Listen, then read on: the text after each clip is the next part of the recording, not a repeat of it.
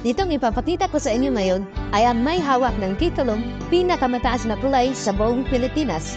At ito ang Agas-Agas Bridge na ating madadaanan pag magmula tayo sa San Ricardo ng Leyte patungong Baybay City ng Leyte. At ang Agas-Agas Bridge ay may taas na 89 na metro or 89 meters. Sobrang napakataas kaya hindi na nakakapagtaka kung bakit ito ang may hawak ng titulong record na yun na pinakamataas na tulay sa buong Pilipinas. At bukod sa ito na ang pinakamataas na tulay sa Pilipinas ay ang pwede kang kubuha ng magagandang litrato. At ulitin ko lamang po sa mga gustong pumunta o lumahan dito at para masaksihan nyo rin itong pinakamataas na tulay sa buong Pilipinas. Ang lokasyon ng tulay na ito ay matatagpuan mo sa Southern Leyte sa isla ng Visayas.